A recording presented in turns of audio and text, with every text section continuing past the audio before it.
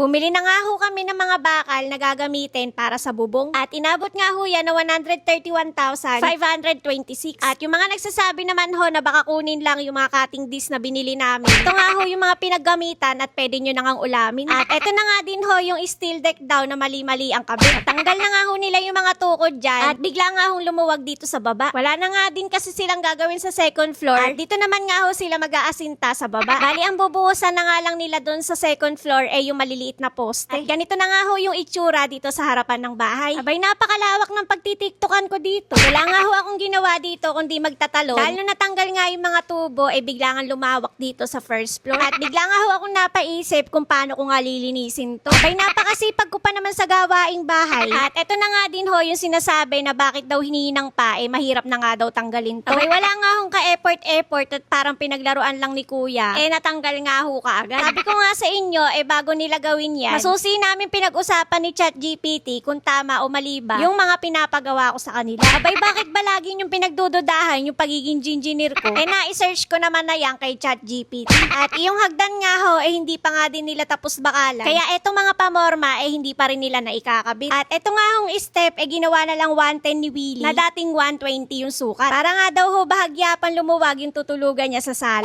Abay, masyado talagang advance mag-isip. Bali, tinapos na nga lang pala nila dito yung isa pang patong ng hollow block. At eto naman hong CR namin dito sa second floor, pinarehas lang ho namin yung sukat sa CR namin sa bahay. At hindi na nga ho namin pinalagyan ng bathtub dahil dagdag gastusin nga lang. At malaki nga din ho kasi yung kakainin na space nun at sayang lang. Dito naman ho, ito yung pinakamalaki ang kwarto sa lahat. Abay, sinako ba naman yung isang buong square? Ito naman ho, may nakaabang din na bakal para sa hagdan ng attic. Wala na nga hong gumagawa dito dahil tapos na lahat ng partition ng mga kwarto. Dito nga ho sa baba, patuloy pa rin sila nagbabaklas ng mga pamorma. At halos isang buong araw din ho silang puro baklas ang ginagawa dito sa baba. Kailangan na nga rin ho kasi nilang matanggal tong mga to para dire-diretso na nga ho yung mga gagawin nila dito. At ganito na nga ho yung mga itsura na natanggalan na ng mga pamorma. Pagka nga ho gantong magbubuhos kayo ng mga second floor, mas mainam ho talaga na bumili kayo ng vibrator. At napakapulido nga ho kasi ng pagkakabuhos. At wala nga ho kaming nakita na kahit isang ampaw. Kung magrerenta nga ho kasi kayo nun, 2,000. Di bumili na lang kayo. At pati nga ho iyang steel deck na hindi daw nakapatong sa biga, iyan at titigan yung ang mabuti. Dami nga ho ulit namin tubular ngayon at sana nga may mapaggamitan pa dito sa bahay. Pagka nga